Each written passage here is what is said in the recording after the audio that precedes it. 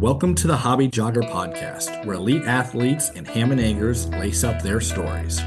We explore the common ground that running creates, from the world-class runner to the hobbyist hitting the pavement, trail, or treadmill. Expect a blend of inspiration, laughter, and the shared joy that makes every step count. Join us on this journey where every run is a story worth sharing.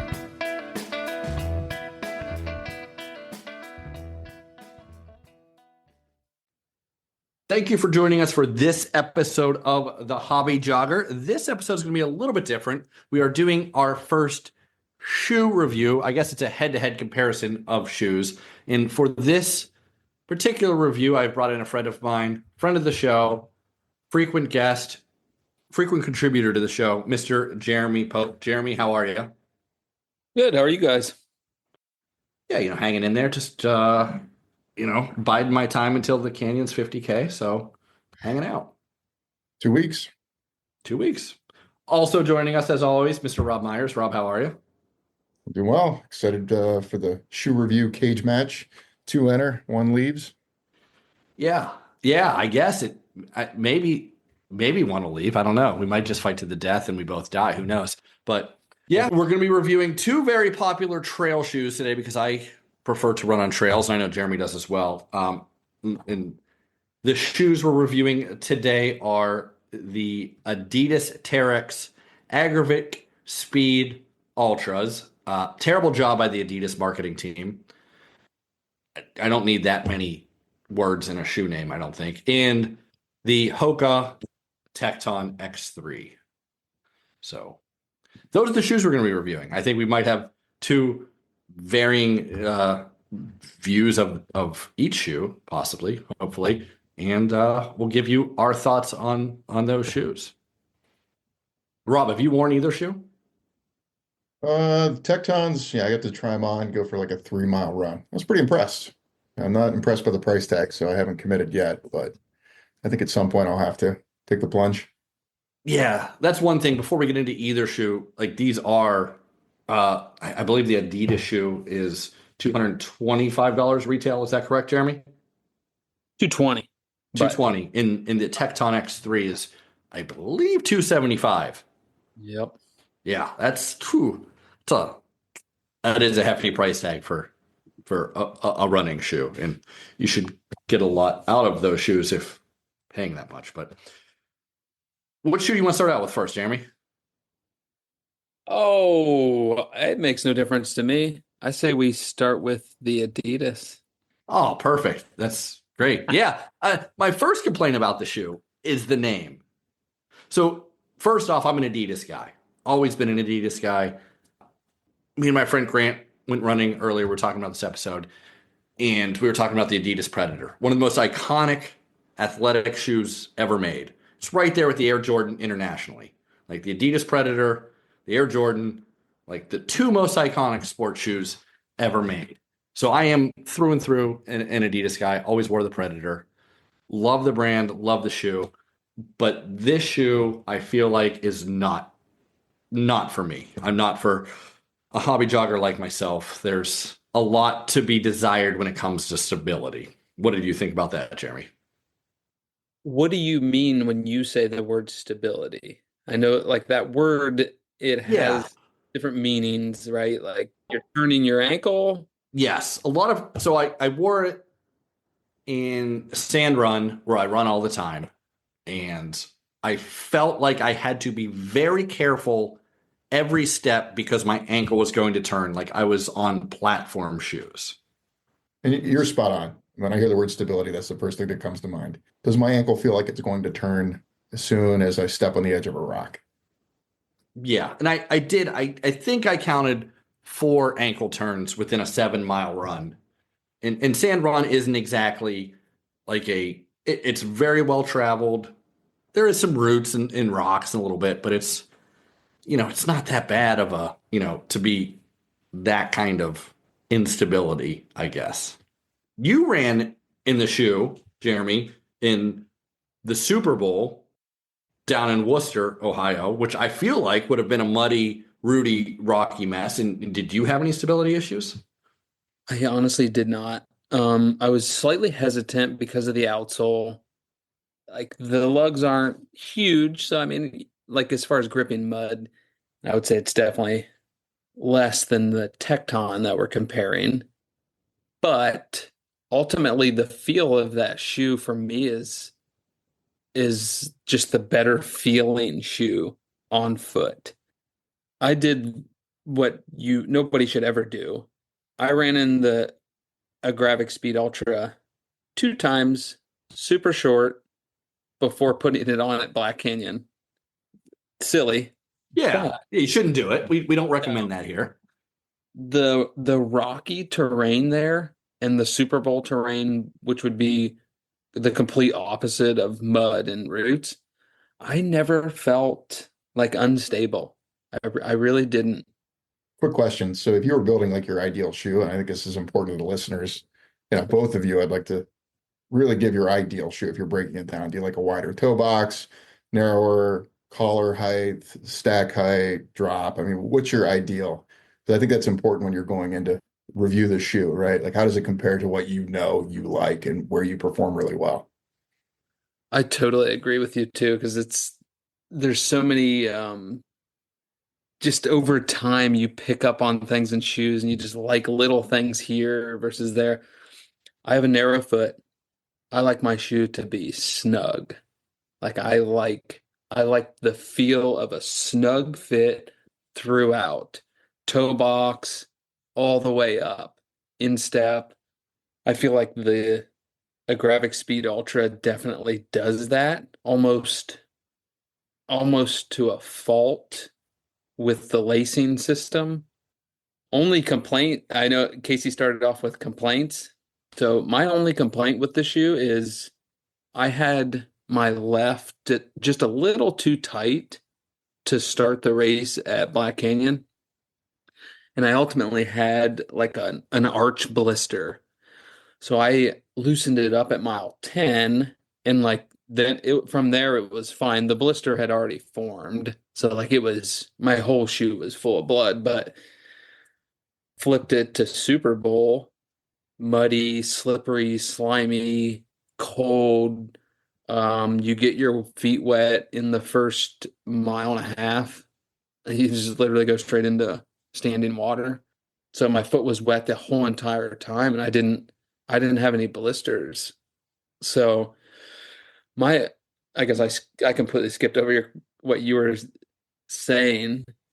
I like a firm shoe, snug fit throughout, slight bit of softness, but I would steer towards the firm side of shoes rather than like a soft, squishy underfoot feel.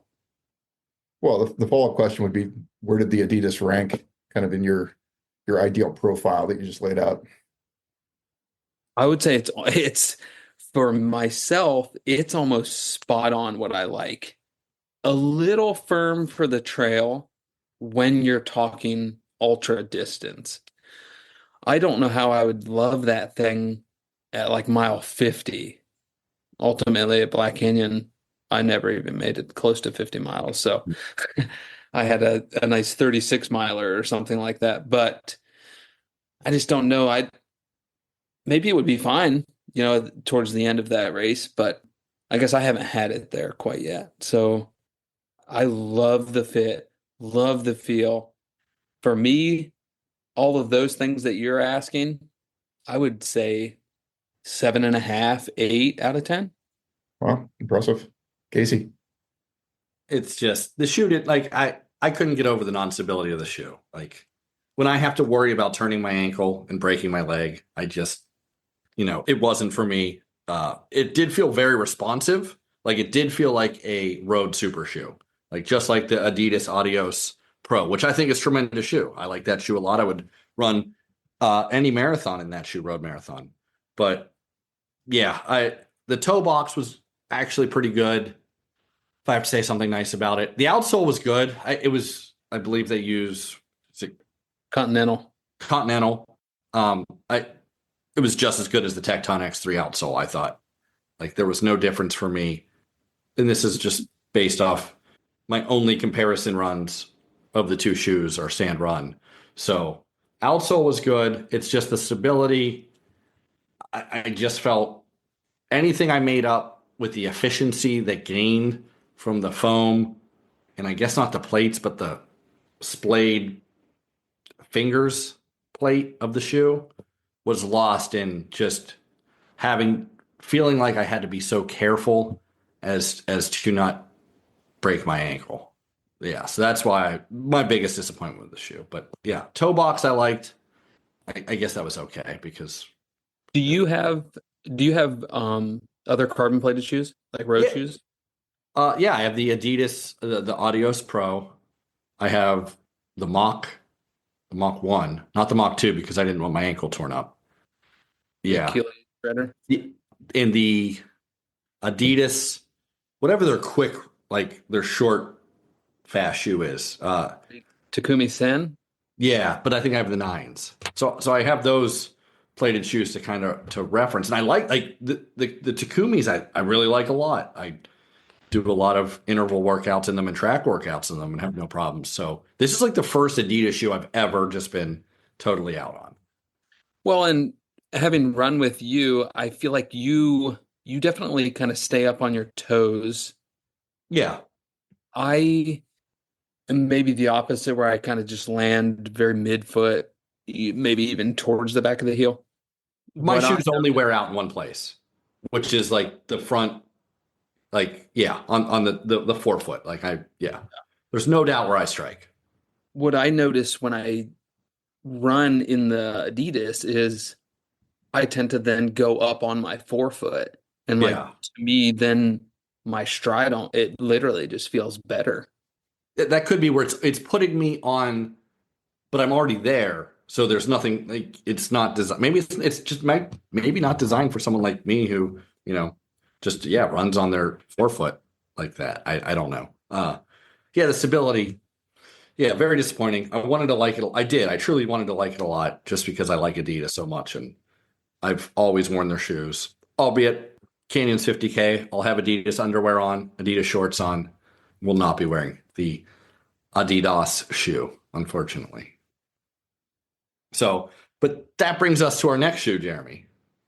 One I know that you've also worn, the Tecton X3, which I feel currently these are like the two super shoes, quote unquote. I'm doing the air quotes, super shoes that people are, you see them all the time.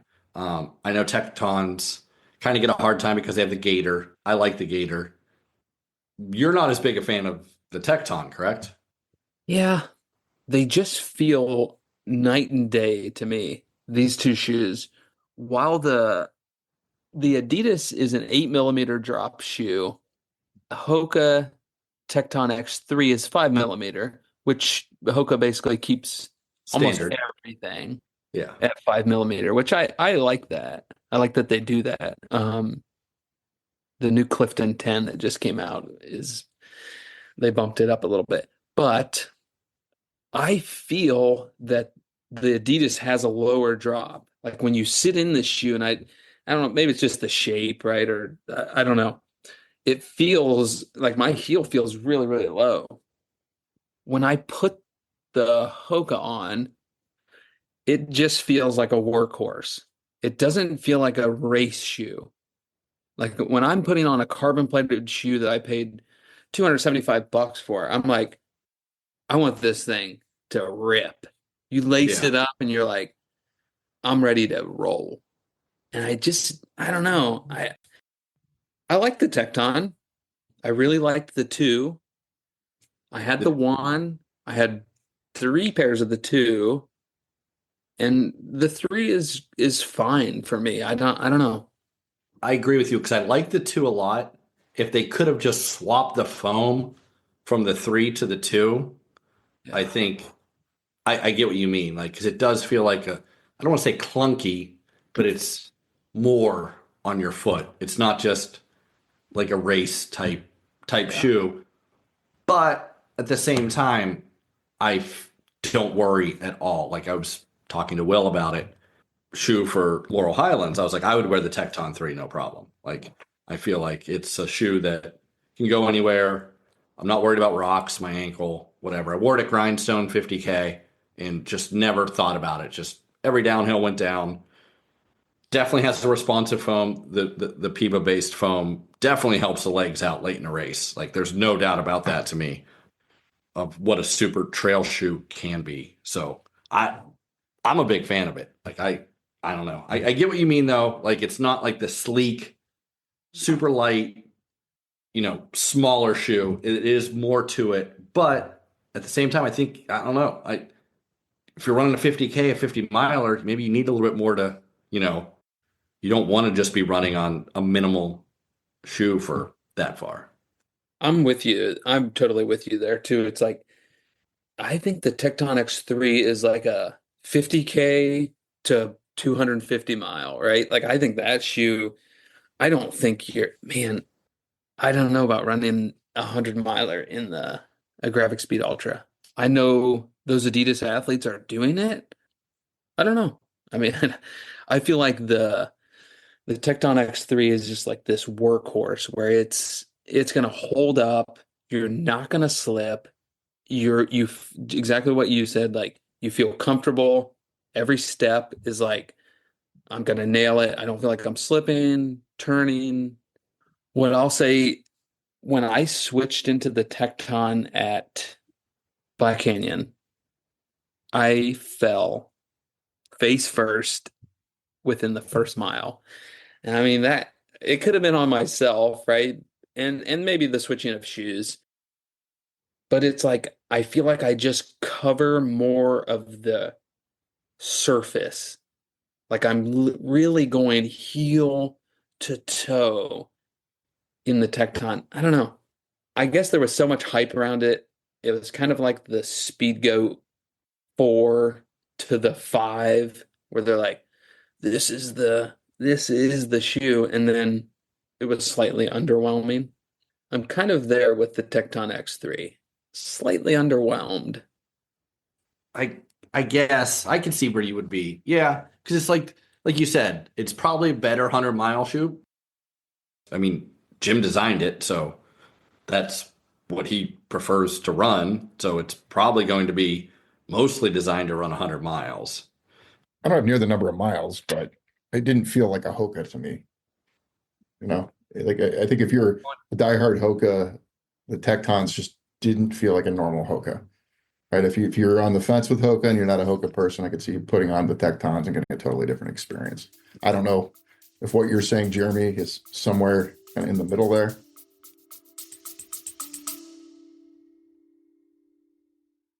Hey folks, if you're loving the stories, tips, and laughs we're dishing out, make sure you don't miss an episode. Hit that subscribe button so you're the first to know when a new episode drops. And hey, if you've got a second, why not leave us a review?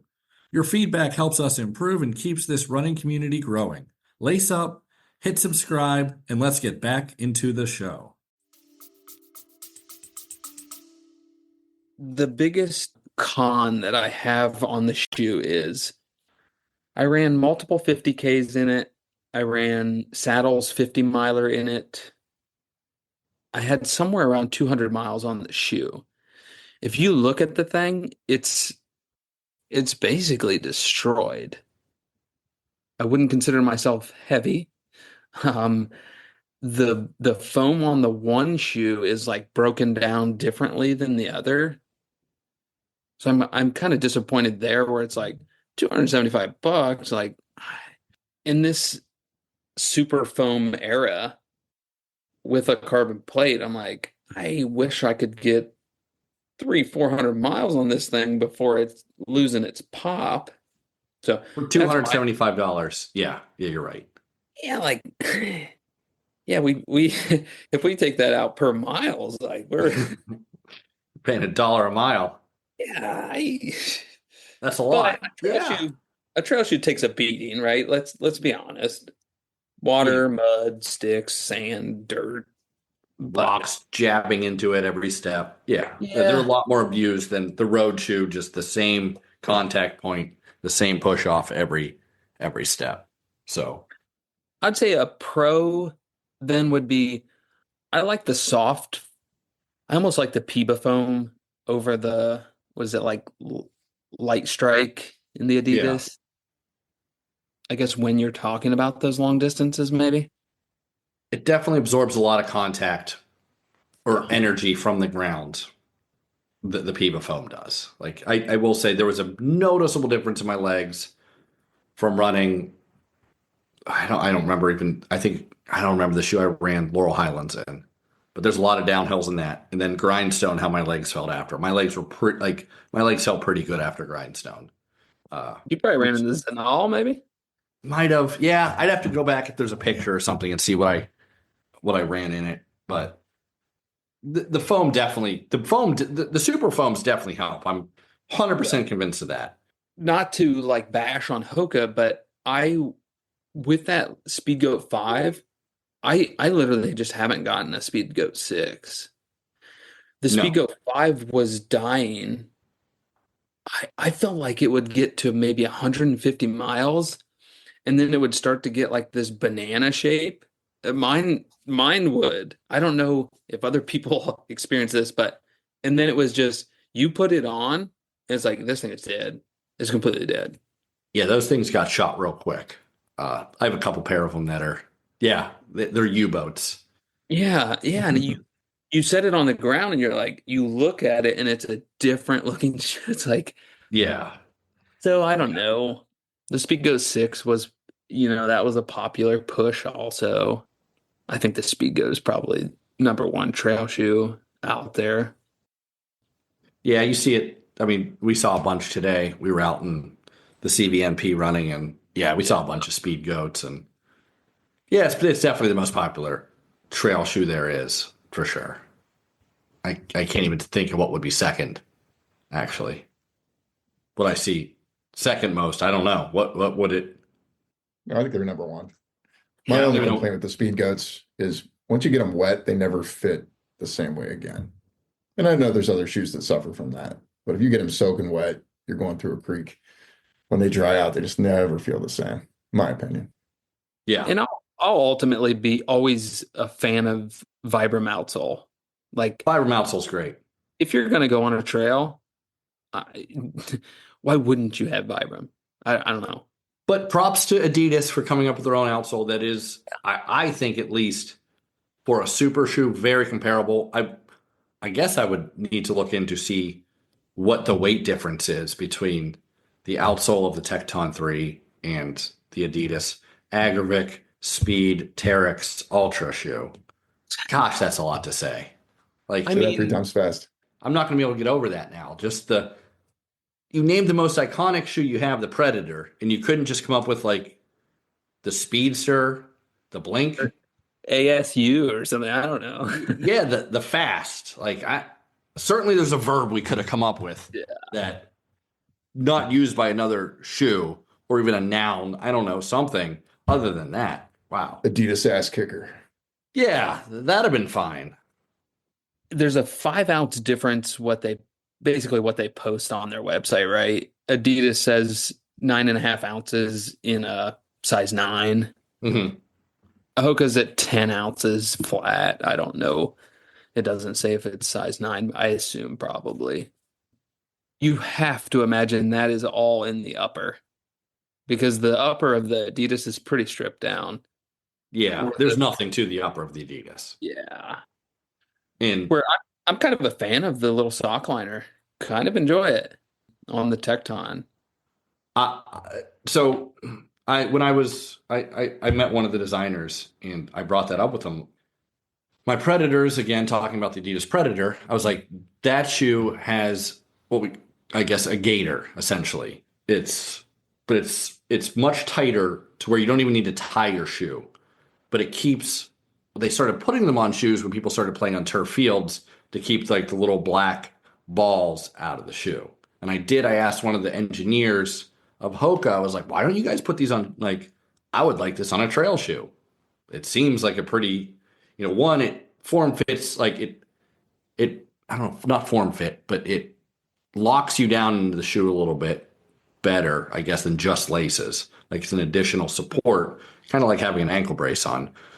Maybe not as tight, but I thought it was a tremendous idea. I guess it gets a lot of flack from some people, but I think it's a great idea. And I can't really see a negative there. No, it's like a wearing a sock kind of. Like it's not, there's no weight difference at all. We're No. talking grams. I mean, could you say, oh, it's hot or something? I don't really know where you could go. I No, guess I think it's just because it looks a little goofy. I thought it was very comfortable. And to your point, Casey, definitely felt like you were locked down in the shoe. So Yeah. from a utility perspective, I thought it was fantastic. But I think it does look a little goofy, right? But who cares what the shoe looks like? It's about performance and how you feel. yeah, it's how the shoe feels. I couldn't ever care less how a shoe looks. I mean, Yeah, me either. In comparison, like the Agravic Speed Ultra, it's like a road super upper, really. mhm. It's completely stripped down. You're kind of worried about the heel, right? Like Yeah. you're I like, was is worried my about a lot of things on my foot when I was running in it. is my heel gonna slip in this thing? I never noticed anything like that. I When I got to Black Canyon, funny little story, but flew into the airport, drove straight to the finish line, and did a little 5 mile run. Yeah.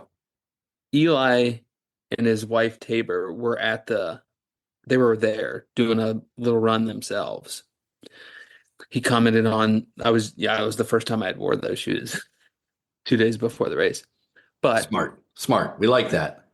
definitely, he made a comment about the lacing, and he said everyone's swapping out the laces.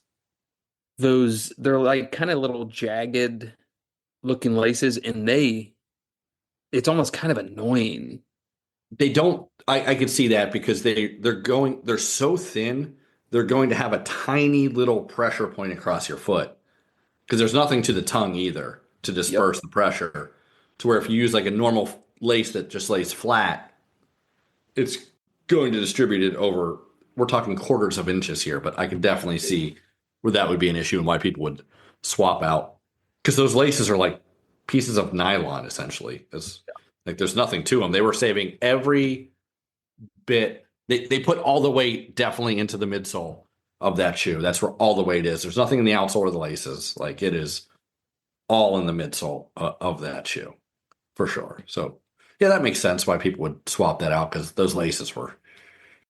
And I know like Eli came from triathlete world, right? Yeah, So I'm sure he's used to throwing lock laces and stuff. And yeah, like the laces are a little. Yeah, I mean, we're definitely into the nitty gritty of a shoe. We're talking about the laces, but yeah, I can see why you would. Because well, maybe you shouldn't be because that is like you had an issue with them in such a long race. Like that's part of the shoe. That's part of something that's touching your foot, and you don't want that to happen, especially if you're out in 100K and you don't have an extra pair of shoes with you. You're done, I guess. Is kind of yeah, it. Like there's no. I'll say the Adidas feels like a carbon plated shoe. The Tecton X3 doesn't necessarily feel like a carbon plated shoe. No, What do you guys think? I didn't think it. It does not feel like what I. Like snapping. Yeah, it no, it doesn't. It doesn't give off that. It has the foam, it has the plates and whatnot, but yeah, it doesn't have that snapping feel. It does absorb the impact a little bit better than the regular shoes. But yeah, you're right. Yeah, it doesn't. It just feels like a normal trail shoe to me, which is probably why I like it. Nothing, special, I guess. Yeah, agree. Yeah, my only experiences with the Hoka. I haven't worn the Adidas. And Yeah. yeah, I felt it was a regular shoe. Like my Yeah. my comment, same as earlier, right? It just didn't feel like a Hoka. It's not positive or negative. It felt like just a different shoe from a different company. Like I liked it. It was very comfortable. Going uphill, my foot felt very snug, and going downhill, same experience. It's typically, when I buy shoes, I'll go up a half a size or a full size because my feet swell up so much. They were super comfortable, snug in all the right places. I liked them. Well, I do still have a pair of the Tecton 2.5s that I could break out. The true Hoka super shoe, I guess. So Everyone out there, if you're listening. yeah. don't give them my address. They'll be breaking my door for the Tecton 2.5s. But In a size 9, it's available. yeah. So to wrap this up, I wanted to like the Adidas shoe. I very disappointed because kind of something you said earlier, Jeremy, at mile 23 when my legs are dead, I just didn't trust myself not to really roll an ankle and put myself in a bad spot when I'm just dead tired and want to finish. To where with the Tecton, I've already ran a 50K and I didn't feel like that would be an issue. Like I could just still shuffle along and not have to worry about every single place I post my foot. So for me, a hobby jogger, I'm a Tecton 3 minus the price. The price is that's a hefty price. I'd like to see what their margins are on these shoes. It's not going down. Yeah. That means people are buying them. What the Nike is, it's right. Well, it's 260. And then Norda just came out with theirs. It doesn't have a plate, but it's super foam. It's 325. Oh, Jeez. So I mean, The prices keep going up. I'm going to buy my running shoes from Walmart. yeah, they certainly know their demographics when it comes to trail shoes for sure. Because what's that thing like the Victory insole? Have you seen that? No. It's like basketball. Like they snap a bunch of shoes and then they throw the Victory in there and they snap the shoe and it like goes flying, right? So you get your Avias from Walmart and throw an insole in there. Yeah, that's ridiculous price. Hey, for me, I just wear this in all. Unfortunately, they quit making them, but I'll wear my Tecton 3s, and maybe one day I'll break out the 2.5s if I don't sell them on eBay. Jeremy, your final thoughts on both shoes?